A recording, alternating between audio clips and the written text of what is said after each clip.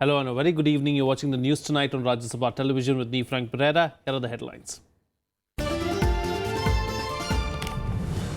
Even as banks struggle to cope with the rush for new notes, government extends use of old 500 and 1000 rupee notes to pay for utilities till November 24th. Steps up ways to disperse cash. Prime Minister Narendra Modi addresses Parivartan rally in Ghazipur, insists that poor are supporting demonetization decision while the corrupt are facing sleepless nights.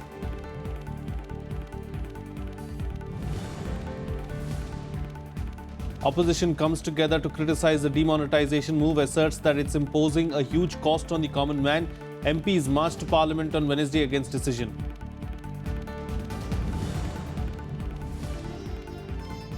And in his first major decision as US President-elect, Donald Trump names his chief of staff and chief strategist to set the tone for the new White House.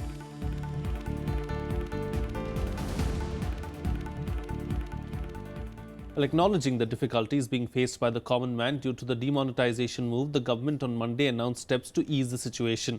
Economic Affairs Secretary Shantikanta Das enumerated measures being taken to disperse cash. He also sought to allay fears of the general public and reiterated that there was enough cash in the system. Here's a report. Amid continuing chaos and growing public anger over limited cash availability, the government has extended the deadline for the use of old 500 and 1000 rupee notes for services till the midnight of November 24th. Economic Affairs Secretary Shaktikant Das made the announcement on Monday, also saying that the withdrawal from ATMs has been increased to 2500 rupees per day per card, although this will apply only to recalibrated ATMs. A large number of micro ATMs are also to be deployed to help people withdraw cash through debit or credit cards. The ATM network, the recalibration of the ATMs has already started, and it is expected that from today or tomorrow, the ATMs will start dispensing higher denomination currency, especially 2000 rupees. Businesses with current accounts in banks can withdraw up to 50,000 rupees a day to pay wages. Government departments and central PSUs have also been advised to carry out all payments online and resort to cash withdrawal only in totally unavoidable situations. With regard to the National Payment Corporation of India, the Reserve Bank has already advised the National Payment Corporation of India to waive its transaction charges in respect of various transactions. These decisions to increase cash supply were taken after Prime Minister Narendra Modi held a high-level meeting with senior ministers and finance ministry officials. The meeting was also attended by RBI Governor and Deputy Governor. Kriti Mishra, Rajya Sabha TV. Well, the government on Monday raised cash holding limits of banking correspondents to increase liquidity in rural pockets. A banking correspondent is a representative authorized to offer services by a bank where it does not have a branch. Post-demonetization, the government is trying to reach out to rural India with the help of 1.2 lakh banking correspondents. Cash holding limits of these banking correspondents have been raised to 50,000 rupees per day. Banks also have the flexibility to raise the limit further in appropriate cases. Each banking correspondent can replenish cash multiple times in a week against the previous limit of once in 12 days. And in cases, and also there is flexibility and freedom available to the banks to increase this limit beyond rupees 50,000 in appropriate cases. RBI introduced a regulation in 2006 allowing banks to provide service at people's doorstep through the use of third-party services called the banking correspondence model. The banking correspondents charge a commission from the bank to enroll clients, transactions and deposits. While the ruling party exudes confidence that banking correspondents will address cash crunch in the countryside, experts question their efficacy. Short-term problem which the people, rural areas, people were facing, or people with a low income or people having Jan Dhan account, they could easily approach and get their currency changed. Black money, जिसको कि हम रोकना चाहते हैं, वो इस system के through वापस आ सकती है, and this can be used as a conduit to bring back the money into the system if deposit and withdrawal both are allowed to be relaxed. Second, एक और बहुत बड़ी प्रॉब्लम जो मुझे इसमें साथ दिखती है वो है काउंटरफीट्स की. India is home to 21% of the world's unbanked adults, as over 25 crore people have no access to banking services. The government now stares at a mammoth challenge of increasing availability of cash in rural pockets through its network of banking correspondents. Kriti Mishra, Rajya Sabha TV. Well, Prime Minister Narendra Modi once again lashed out at the opposition for criticising the centre's demonetisation move. Addressing a rally in Ghazipur today, Modi vowed to continue his fight for the poor and weed out corruption from the country. In the run-up to the assembly elections in Uttar Pradesh, Prime Minister Narendra Modi addressed the BJP's Parivartan rally in UP's Ghazipur on Monday. Asserting that the poor are supporting the demonetisation decision, Modi attacked the opposition parties, insisting that the corrupt are facing sleepless nights. उनको चिंता सता रही है, अब करें क्या? वो नोटों की मालाएं, ऐसी मालाएं लगती थी, मुंडी भी दिखती नहीं थी. Stating that he was pained by the hardships faced by the people due to demonetization, Modi said it was important to bring an end to the flooding of counterfeit notes that was feeding terrorism and Maoism. सीमा पार से हमारे दुश्मन वहां पर नकली नोटें छाप करके हमारे देश में घुसे गए. ये दुश्मनों की चाल खत्म होनी चाहिए कि नहीं होनी चाहिए? मैं उन नेताओं से सवाल पूछना चाहता हूं. आतंकवाद के खिलाफ लड़ाई लड़ने के लिए, नक्सलवाद के खिलाफ लड़ाई लड़ने के लिए, उग्रवाद के खिलाफ लड़ने के लिए ये जाली नोटों का खात्मा होना चाहिए कि नहीं होना चाहिए? Announcing a comprehensive crop insurance scheme to reduce burden on farmers, the Prime Minister promised there will be a change in their fortunes in the poll-bound state. पहली बार हिंदुस्तान के किसानों को हमने ऐसी प्रधानमंत्री फसल बीमा योजना दी है, जिस फसल बीमा योजना के द्वारा किसान बहुत ही मामूली पैसों से, मामूली चाय कॉफी का खर्चा निकाले उतने पैसों से वो अपना फसल बीमा ले सकता है और बाकी जो रकम भरनी है वो सरकार भरेगी. On Sunday, the Prime Minister made an emotional appeal, asking people to give him 50 days to rid the country of black money. Promising more of such measures against the menace, he urged people to take inconveniences in their stride. Bureau Report, Rajya Sabha TV. Meanwhile, opposition parties are readying for a coordinated attack on the Modi government on the issue of demonetization. The Congress and the TMC have submitted notices in Parliament to try and corner the government on the move. Both parties also met today to jointly plan a strategy to tackle the issue in Parliament, which convenes on Wednesday. They have also reached out to other political parties on the issue. Putting up a united front, opposition parties intensified their attack on the government on Monday against the demonetization move. West Bengal Chief Minister Mamata Banerjee spearheaded the effort for a united opposition to take on the government inside Parliament when the winter session begins on Wednesday. When people are suffering, then political parties have to rise above their own party flags, get together. That's why Mamata spoke to everybody today. So obviously all the coordinating is happening.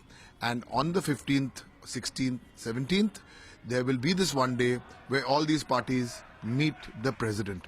The Congress has already given notices on the issue in both houses of Parliament. Congress party support करती है जो पैसे हैं, black money है, उसको ख़त्म करने के लिए. मेरे ख्याल में हम लोग तो 2.5 साल से पीछे लगे थे प्रधानमंत्री के कि जो ब्लैक मनी है उसको ख़त्म करना, लेकिन हमने लोगों को ख़त्म करने के लिए नहीं बताया था. The left parties too questioned the impact of the step on the common man. Right now the priority is that you pin down the government on the floor of the House. Till the House begins, in these 2 days, relief to the people.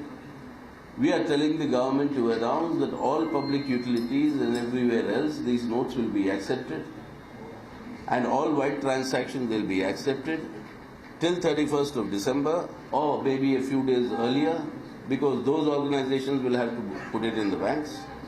till the 24th, 25th, whatever it is. So give that relief to the people immediately. The Prime Minister admits there are difficulties for the people. This is what we have been saying, and other parties are also saying. The ordinary people, common people, are subjected to unprecedented difficulties. Parties like the SP, BSP and the Aam Aadmi Party continued with their demand for an immediate withdrawal of the move. Narendra Modi की सरकार काला धन व भ्रष्टाचार पर अंकुश लगाने की आड़ में देश की करोड़ों आम जनता को ही खुले आसमान के नीचे लाकर खड़ा करवा देगी। इस भयावह स्थिति की कल्पना लोगों ने कभी भी नहीं की थी। सरकार के पास कोई प्लानिंग नहीं थी इसको लागू करने की। ये सरकार की बौखलाहट और बदहवासी दिखाता है कि किस तरह से सरकार पूरी तरह से बौखला गई है और उसे समझ नहीं आ रहा है कि क्या करें। अब जिद पे अड़ी हुई है सरकार। The BJP, on the other hand, questioned the opposition's intent on curbing black money. काले धन पर जो चोट लगी है, उस पर जो लोग चिल्ला रहे हैं, तो इस काले धन पर चोट पर चिल्लाने वालों की नियत में है खोट। With opposition parties united against the government's move, it will not be a smooth sailing in either house of parliament during the winter session. Bureau Report, Rajya Sabha TV. And ahead of the winter session of Parliament beginning on November 16th, the Lok Sabha Speaker Sumitra Mahajan has called an all-party meet. The meet was called to chalk out ways to ensure that Parliament functions smoothly during the one-month-long session. The all-party meeting assumes significance in the wake of the current demonetization move, which has left scores of people cashless. The Union Government also aims to ensure smooth passage of the Goods and Services Tax Bill in this session. The Centre too has called for an all-party meeting on Tuesday in an attempt to seek opposition cooperation inside the House. This is the decision which is the logical conclusion. That's why everybody has appreciated. The Finance Minister explained various steps that are taken. And the entire parliamentary party meeting of the BJP, they all said with one voice, sir, our feedback is same. People are very happy. They are more happy about the bold decision taken by the Prime Minister. Second, India partners, as I told you, without any this thing or any reservation, they all formally said, this is a great step, sir, go ahead. This is what the India partners also have said. So that being the case, we will be moving forward. There is no question of any rethinking, whatever others may say. And it will be known in Parliament who is on the side of the people who are having black money, who are on the side of the people. Well, President Pranab Mukherjee inaugurated the 36th India International Trade Fair in the national capital. This year, the fair will see 150 companies from 27 countries participating. This year's edition of the mega fair will have the theme of one of Prime Minister Narendra Modi's pet projects, Digital India. Addressing the ceremony, the President said that digital technologies like e-commerce and mobile services are major components of e-governance and will contribute to the country's GDP growth.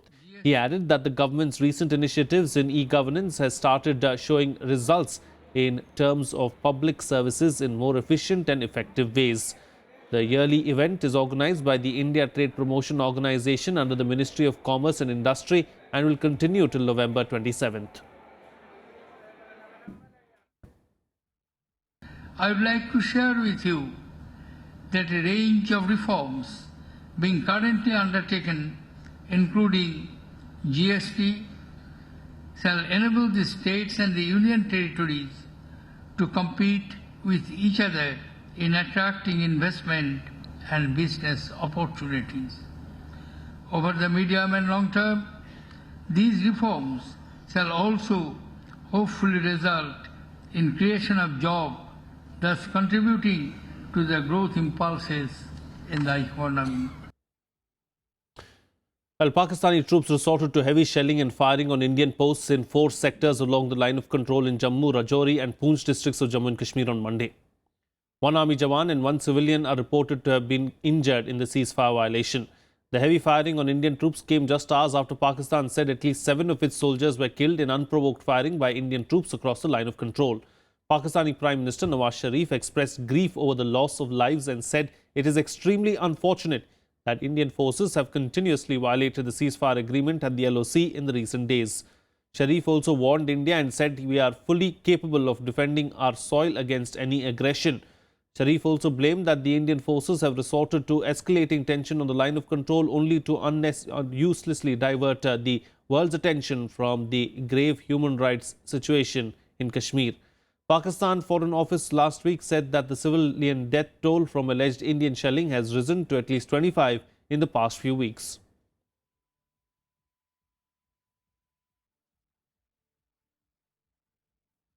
Well, let's now bring you a roundup of the other national news nationwide. President Pranab Mukherjee and Prime Minister Narendra Modi led the nation in paying tribute to the country's first Prime Minister Pandit Jawaharlal Nehru on his 127th birth anniversary. While homage was paid to Nehru at his memorial Shantivan by President Mukherjee and Vice President Mohammad Hamid Ansari, Lok Sabha Speaker Sumitra Mahajan led parliamentarians in paying floral tributes to Nehru's statue in Central Hall of Parliament. The signatories were then presented with a booklet on Pandit Nehru. Thousands of students on Monday appeared for the annual board examinations in unrest-hit Kashmir. About 484 centres have been set up for about 48,000 candidates to take the Class 12 examination across the Kashmir division.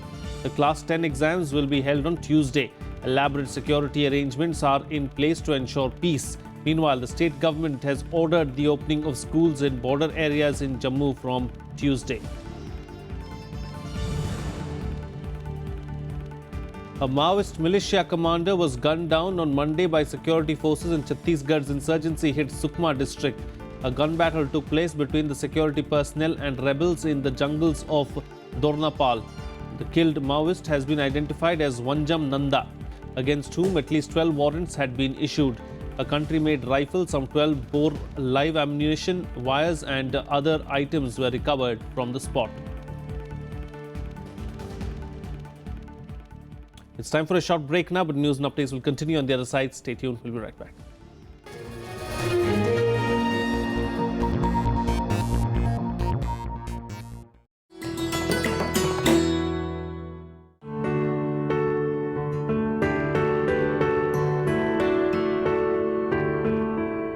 Down the ages, jewellery has been the pride of the Indian culture.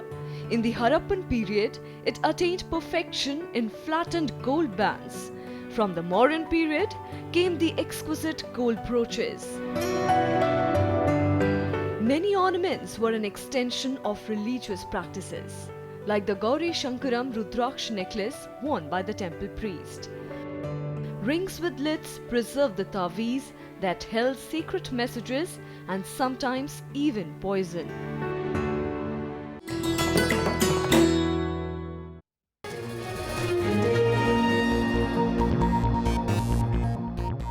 Welcome back. You're watching Rajya Sabha television. Well, Israel President Reuven Rivlin arrived in India with a large delegation of businessmen and academicians to strengthen bilateral ties. During his 8-day visit, Rivlin will meet Prime Minister Narendra Modi, External Affairs Minister Sushma Swaraj and President Pranab Mukherjee. He will also visit sites of the 2008 Mumbai terror attacks in which 6 Jews were killed. In an interview with PTI, President Rivlin pledged full support to India in fighting terrorism and said that his country was proud to stand with India in its defense of the values of democracy. This is the first visit by an Israeli president in nearly 2 decades.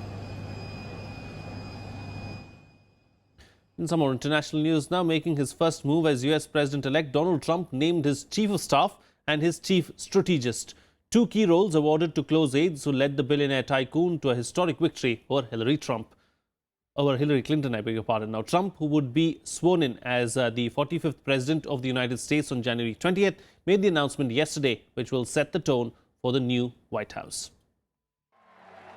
President-elect Donald Trump on Sunday chose Republican National Committee Chairman Reince Priebus, the favorite of the party's establishment and a low-key Washington insider, to serve in the influential position of White House Chief of Staff. In a statement, President-elect Donald Trump said, and I quote, "I am thrilled to have my very successful team continue with me in leading our country. Steve and Reince are highly qualified leaders who worked well together on our campaign and led us to a historic victory. Now I will have them both with me in the White House."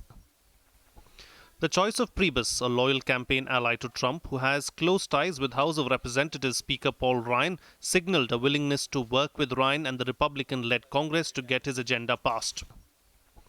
The other frontrunner for the job had been Stephen Bannon, Trump's campaign chairman and former head of the conservative Breitbart News. Trump named Bannon as his chief strategist and senior counselor. Meanwhile, Chinese state media said President Xi Jinping told US President-elect Donald Trump in a phone call on Monday that cooperation was the only choice for relations between the two countries. 主席习近平14号同美国当选总统特朗普通电话，习近平祝贺特朗普当选美国总统。习近平表示，中美建交37年来，两国关系不断向前发展，给两国人民带来了实实在在的利益，也促进了世界和地区和平、稳定、繁荣。事实证明，合作是中美两国唯一的正确选择。当前，中美合作拥有重要机遇和巨大潜力。 Trump had lambasted China throughout the US election campaign, drumming up headlines with his pledges to slap 45% tariffs on imported Chinese goods and to label the country a currency manipulator on his first day in office. His election has injected uncertainty into bilateral relations at a time when Beijing hopes for stability as it faces daunting reform challenges at home and a slowing economy. Bureau Report, Rajya Sabha Television. Well, New Zealand is looking at damages in billions of dollars from last night's 7.8 magnitude earthquake that hit the nation's South Island. The powerful quake, followed by a strong aftershock with a magnitude of 6.2, killed at least 2 people, damaged roads and buildings, and sent thousands fleeing to higher ground. A state of emergency has been declared in South Island's Kaikoura region. Strong aftershocks hit New Zealand following a 7.5 magnitude earthquake that killed 2 people. More casualties are feared. The second quake measured 6.1 on the Richter scale. It was horrible. It started off with just a little bit of a roll, and then it must have lasted about 40-45 seconds. Yeah, and then there was a jolt, wasn't there, hun? The quake was quite slow to start off with, then built up to quite a high one, which I believe was about 6.5.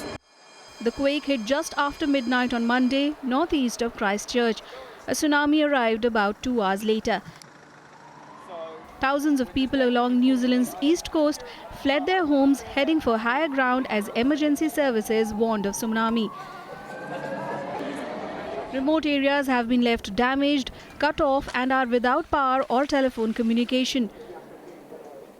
Many schools and offices stayed closed, ferries and trains were cancelled. And things started falling down.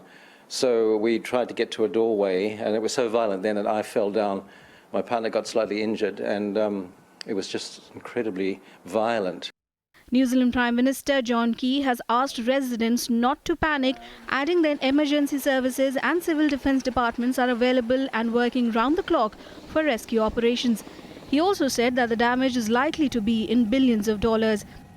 So some very short-term practical issues that need to be resolved, making sure that we get more water, food and ultimately people in here to support the nearly 600 people that are at the welfare centre, because the road access points here are blocked off. The only way through is flying people in and out. There's quite a number of tourists now who are ultimately stuck with international connections, so we'll have to think about that. That's probably relatively simple compared to the damage to the road. So the slips here are horrendous, to put a final point on it, and you've got to believe it's in the billions of dollars to resolve these issues. Civil Defence has declared a state of emergency for the South Island's Kaikoura region after Monday's large aftershock. New Zealand is on the boundary of the Australian and Pacific tectonic plates, which form part of the so-called Ring of Fire, experiencing up to 15,000 tremors a year. Bureau Report, Rajya Sabha TV. Here's a roundup of the other international news in Global Buzz. Australian Prime Minister Malcolm Turnbull has said that resettlement of the 1,200 asylum seekers on Papua New Guinea and the tiny Pacific island of Nauru to the US will begin after President-elect Donald Trump has assumed office.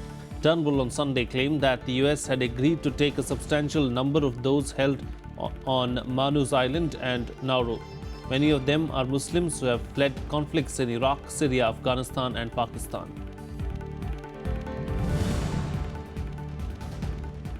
China's first female J-10 fighter pilot Yu Shu died in an accident during a routine flight training on Saturday. Yu Shu joined the Chinese Air Force in September 2005 and was serving as a flight squadron leader and a member of the Bai aerobatic team. She became a J-10 fighter pilot in 2012. A 2-year-old girl died on Monday, a day after a suspected militant threw an explosive device at a church in Indonesia and injured 3 other children. Intan Olivia died from her injuries from the attack in the town of Samarinda. According to police, the attacker was also imprisoned on terrorism charges even in the past. President Joko Widodo has ordered an investigation into the attack. Let's now shift focus and bring you up to date with all the sports news that you might have missed in Sportsbeat. Indian golfing sensation Aditi Ashok scripted history as she became the first Indian woman to win a Ladies European Tour title by clinching the Hero Women's Indian Open held in Gurugram. Ashok held her nerve to get the better of American Brittany Lincicome and Spain's Belén Mozo. Aditi won a prize purse of $60,000, propelling her to the top spot in the Rookie of the Year rankings. New Zealand's Beauden Barrett and England's Sarah Hunter were announced the Men's and Women's Players of the Year 2016 at the World Rugby Awards in London. Fly half Barrett is the 5th All Black in a row to receive the award, following in the footsteps of Daniel Carter, Kieran Reid and Brodie Retallick. England captain Sarah Hunter was named the Women's Player of the Year only hours after her side beat Ireland 12-10 in their second test. Triple world champion Lewis Hamilton won a wet and chaotic Brazilian Grand Prix to take the Formula One title battle with Mercedes teammate Nico Rosberg down to the wire in Abu Dhabi. Hamilton's third win in a row from pole position and the first in Brazil left him 12 points behind Rosberg, who finished second. Rosberg now needs only to finish third at Yas Marina in 2 weeks' time to clinch his first title, even if Hamilton wins again.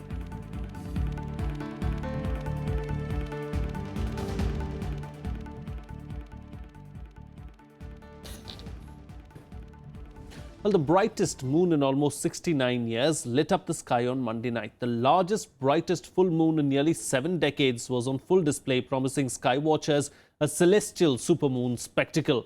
A supermoon occurs when the timing of a full moon overlaps with the point in the moon's 28-day orbit that is closest to Earth. The moment in India came at 7:22 p.m. In the US, the moon was brightest on Monday morning just before dawn. The next time a full moon comes so close to Earth will be in 2034. We leave you with glimpses of the supermoon. Good night.